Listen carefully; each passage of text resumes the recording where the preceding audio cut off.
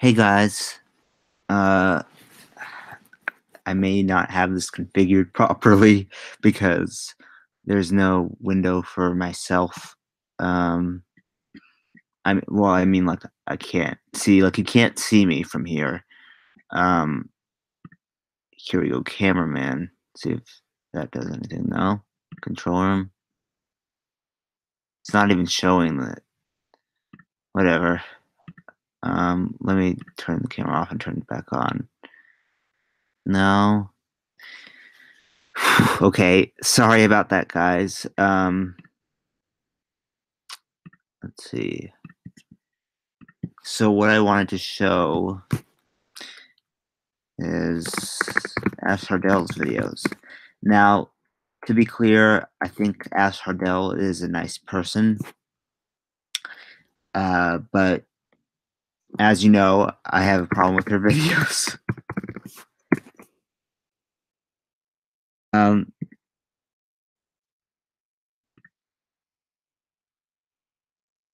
Okay, gender euphoria. Let's see how far we can make this through.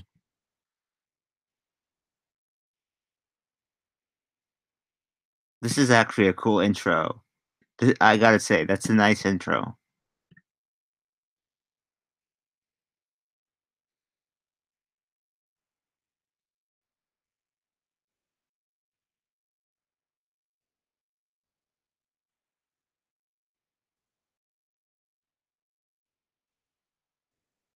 Okay, that's pretty cool, I gotta say. He's the waffle man. Waffle man. I gotta pull up that clip. So you guys know what I'm talking about. It's from Mystery Man.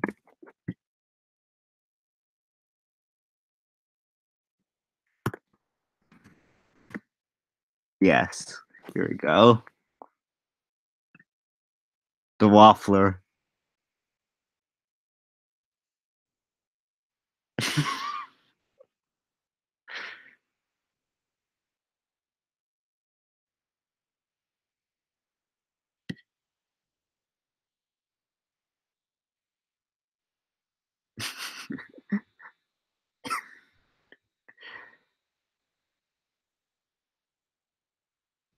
That's the waffle. That's the Waffler.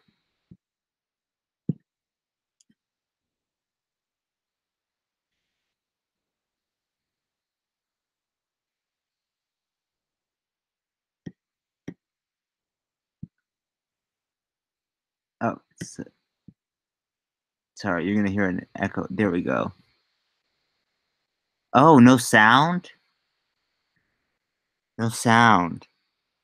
Dang it, this whole thing had no sound. Here, I will.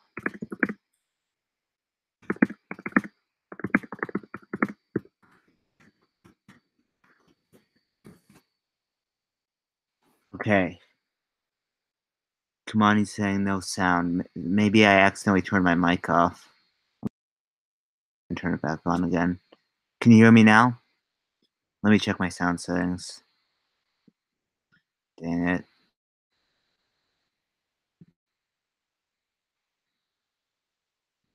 Oh, that's why. Got it. No, I fixed it. I think I fixed it. Okay. Tell me if you can hear the video now. Let me go to it. Oh no. Here. Let me turn on the audio. And turn off my headphones to stop that from being confused. So I guess you guys didn't understand what I was talking about. I'll play it from the beginning again.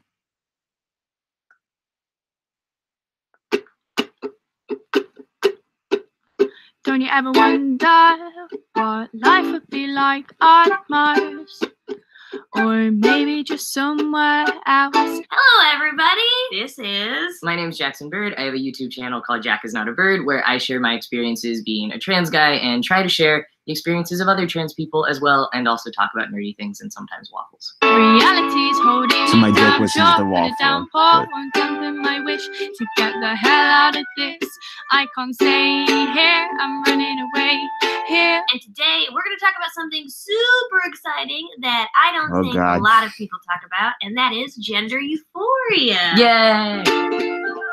So my first question for you, Jack, is what is it? What do you think gender euphoria is? My perception of gender euphoria has always been things about the expression or experience of your gender that make you really, really like happy and feel sort of content and affirmed in your gender. It is, you know, contrary to dysphoria, which makes you feel very discontent and lots of bad, not happy feelings. When do you experience? Okay. So this is my problem. And somebody pointed out, yeah, Ash still looks female. She does. I mean, even post-op surgery, which I think is a big red flag. I don't think she should have gone top surgery personally, but I do understand that it is her choice. But the whole thing is that gender euphoria is the opposite of gender dysphoria. You know, look, the whole point of being trans is that you feel uncomfortable in your body. So saying like, oh, I don't have gender dysphoria, I have gender euphoria, just does not make any sense. Experience gender euphoria, right? Like right now in your life. I'm at a point, I'm like 3 years transitioned in on T, and I'm like a binary trans guy, so I don't have a lot of those big milestone moments anymore. And I think a lot of those are when I especially experienced gender euphoria. I mean, the most recent thing for me, I remember distinctly when I got my passport with my like new name and picture and gender and everything on it, and I was just like ecstatic. Do you think that gender Okay, yes, you do get excited reaching those milestones. I don't know why. But I'm blanking. The reason why you feel that is because you feel like you've come far in your transition, not because like, oh, I'm so excited because I'm a man. euphoria is a thing that occurs and then kind of goes away? Is it like a first time kind of a thing? Like the first time we hear the correct pronouns, or the first time we change our name? Because you're having a hard time thinking of moments. Yeah. You know what I mean? So I think it comes in blips, but it's not exclusive to just first time moments. So like I think many times when I'm at a formal affair and wearing a suit because I'm required to wear a suit, that's pretty cool. Like I like that. But as time goes on, that becomes more normalized, and I start thinking about, oh, my tie is like itching my neck and my shoes hurt, and and it just becomes like a normal everyday thing and less of the like, ah. It is interesting to like experience that transition of like, I want this, give that to me, it'd make me so happy, to like, oh, I love it, I have it. Okay, this is normal. Ah, my neck is itchy. It's an interesting progression. And I do have to say that any times I've experienced gender euphoria, it has been sort of a mix of like ecstatic happiness with the normal thing, even in the first moments, which sometimes in my like early experimenting with transition made me feel like, oh wait, shouldn't I be more happy? For example, like the first time that I like binded and like saw my flat chest, I was super, super happy, but also like it felt so right and normal. Sure. That it was like, see, I think he's making a good point. Like a lot of those things that where you're doing stuff to make you look more like the opposite sex are just normal because you feel like they're supposed to happen in the first place. So I don't really see how that's gender euphoria. That's more like,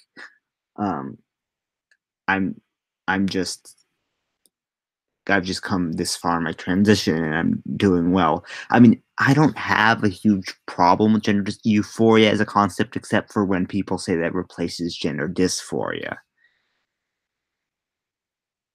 Sorry, that's more construction outside my house. Let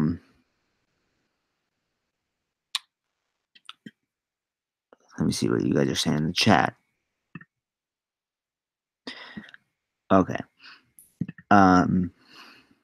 But let's continue. a weird balance thing. Can you remember any of your other first times experiencing gender euphoria? Yeah, I remember early on I made a STP device out of a medicine spoon. Cool. Yeah, which there are tutorials online for. This is an unpopular opinion, but I don't think STPs are worth it. I actually think they're kind of gross. Not judging anyone who has one. I totally understand why you want to pee standing up. But to me, just carrying something around that you just pee through and, having to wash it again and again, and just seems so inconvenient to me.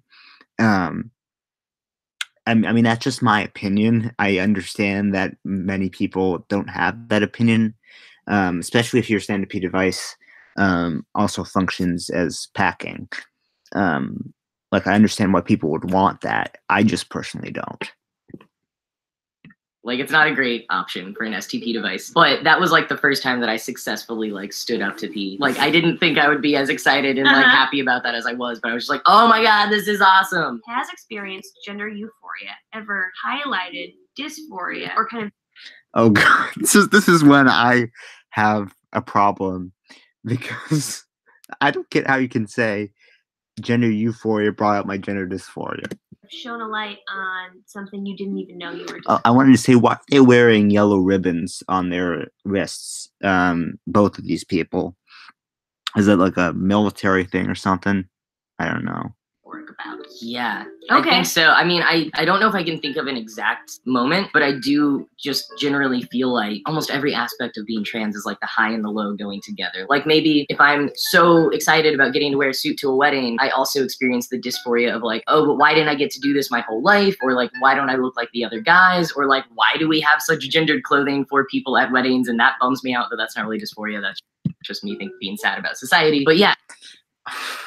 I don't get why people have a problem with people wearing different clothing at weddings. Like, I understand it might be uncomfortable if you don't like to dress that way, but society being gendered is not an inherently bad thing.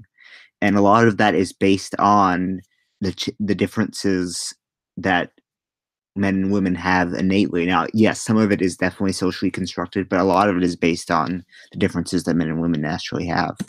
I think it definitely does bring up these other things, especially maybe those thoughts of like, I'm not where I want to be yet. I don't look how I want to look yet. I'm comparing myself to others. So even though you're having that very personal euphoric experience, it's still bubbling up all this other dysphoric stuff. I think that totally makes sense. It's also highlighted dysphoria for me in a different way. So like, for example, my whole life, I never really jived with my old name, but it was okay.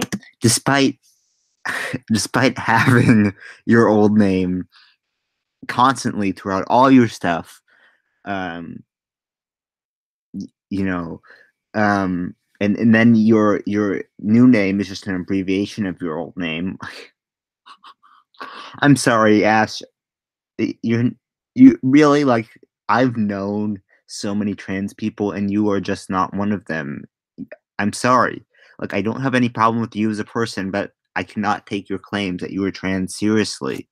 I mean, you might identify as some kind of non-binary, but just the trans aspect of it, no. It was fine. When I heard it, I didn't cringe. It wasn't upsetting. But then I thought... And you know why it wasn't upsetting? Because you didn't have dysphoria. Now, to be clear, dysphoria about your name is not really that important. It's just that you don't want to be reminded that you were the sex you were born. Obviously, dysphoria about your body is more pressing, but... thought to myself, I don't hate my old name, but I don't particularly love it. What if I just tried something new? And so I tried Ash. So that decision wasn't born out of dysphoria. It was born out of just like uncontentment, and then like curiosity. And then I now love Ash. I really dig it. It's super cool. But my relationship with my old name has now changed. Oh yeah. So like, I mean, that makes no sense. I'm sorry. When I changed my name, I didn't think, oh my God, my old name is even worse than my new name. Also, just this aside, I'm glad that she's not calling it a dead name, because I'm sorry, that's just dumb. To be clear, I'm glad she's not doing that. I mean, it's not the worst thing in the world if I hear it, but it's just like a little bit more cringy now. And then, and when it happens, it's a bigger deal now. And it's just like, No, that makes so much sense. And now that you bring it up, I'm thinking about when I came out and wanted everyone to treat me as male, like he, him pronouns, trying to be read as male most of the time when I went out in public and like started testosterone. That was really euphoric. I mean, it was the best time. I've been reviewing footage of that time in my life and I looked so happy and it was great. But also it brought about so much dysphoria because before, when it was just like me kind of experimenting with things, if I got misgendered, if someone used the wrong name or pronouns, it didn't bother me as much. But like now that I was trying to like actively be read and treated as a guy, I got so dysphoric when I got misgendered. Did you have any moments of gender euphoria that kind of helped you discover who you were? I think all of the early ones where, you know, like the first time seeing my flat chest, the first time standing to pee. I like moments like that, and I like talking about things like gender euphoria because I think they remind us that different people discover their transness in different ways, and there's a lot of people out. Okay, true. People might come to their conclusion that they're trans in different ways, but I think what Ash is trying to say is that you can be trans without dysphoria, which is not what it is. So I think we've gotten to most of the points that she's making in the video, so I'll look at a couple more of her videos and then see oh my god, gay costumes for gays and aces, A-Rose, pans, and buys. See, this is the thing. My sister does the exact same thing, and I'm actually wondered if she gets it from people like Ash or Miles, because my sister says she's gay like constantly. Like, I'm not even kidding. She's like, this, that, and the other thing because I'm gay. And just, I think this is where she gets it from. But the gender non-conforming lingerie one looks more fun. Pienso todos los días que tal vez no soy tu tipo. Yo no sé qué piensas tú de mí, pero me da miedo saber. Okay, the music actually isn't bad. Like, the music she uses for intros is fine. Hey everyone, so this video is all about gender non-conforming outfit options for sexy time. That's my sexy noise. I wanted to talk. Okay, but isn't lingerie inherently like a feminine thing? Like, even men who wear lingerie as a fetish wear feminine lingerie. I don't know, maybe they made some specific lingerie for men or something. Talk about this because ever since I got top surgery, I have become the most comfortable with femininity that I've ever been. I'm still not. That literally makes no sense. I'm sorry.